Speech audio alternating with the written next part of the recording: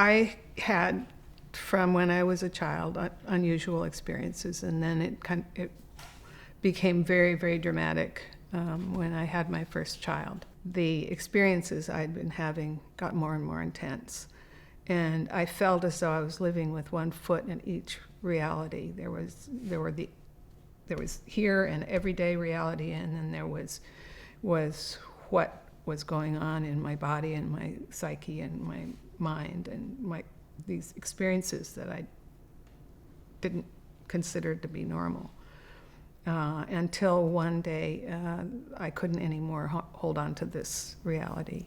And Stan, who had begun his career as a young psychiatrist, researching in the early 50s, researching LSD, knew about non-ordinary states.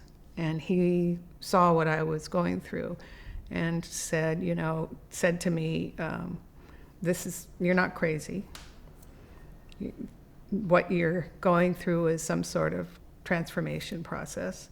I'll be here to support you. When I looked inside, I didn't find God. I found shame and fear and guilt and anger, a lot to do with having been a sexual abuse survivor as a kid. There were all of these emotions kind of keeping me from really being able to tap the true wholeness that this process was leading me toward. And there are blockages in the body that it seems as though the energy hitting up against those blockages. And then what I'm experiencing in these visions I'm having is material that's being released from that. Sad part of the story is that Stan and I were traveling a lot as these experiences were going on. And I began to use alcohol as a tranquilizer. And spent about 7 or 8 years becoming a very sick alcoholic.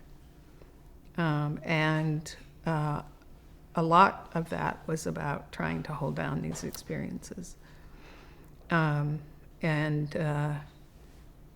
I hit bottom, when there was that final surrender, that being surrendered by a process of being an addict, it was much larger than who I thought I was.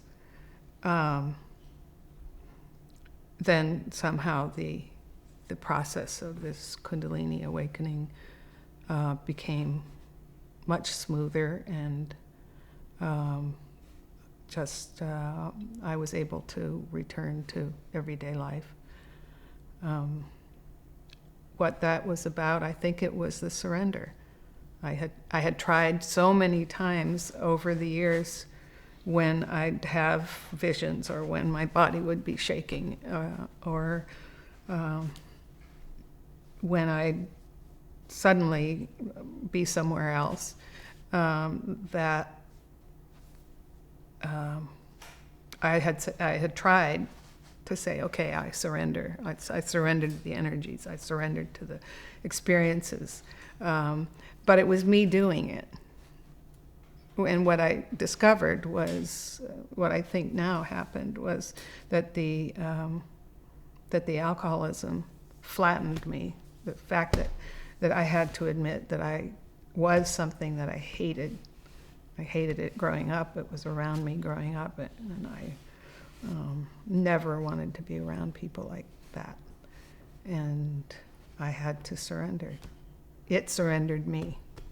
I was so sad when I saw those clips of Adam. That didn't have to happen. He didn't have to have all those medications, I believe. I don't know him, but he didn't have to have all those labels. For me, as much as I had support in my process as a spiritual transformation, Stan and I came up with the term spiritual emergency. He didn't have anyone to tell him that, but there was always a part of me that even if I knew that this was a spiritual transformation, that thought I was crazy. My dream is to see a whole network of centers where people can go and be supported without labels, without medications, unless absolutely necessary, to be supported and loved and cared for during the most difficult parts of their transformation crisis.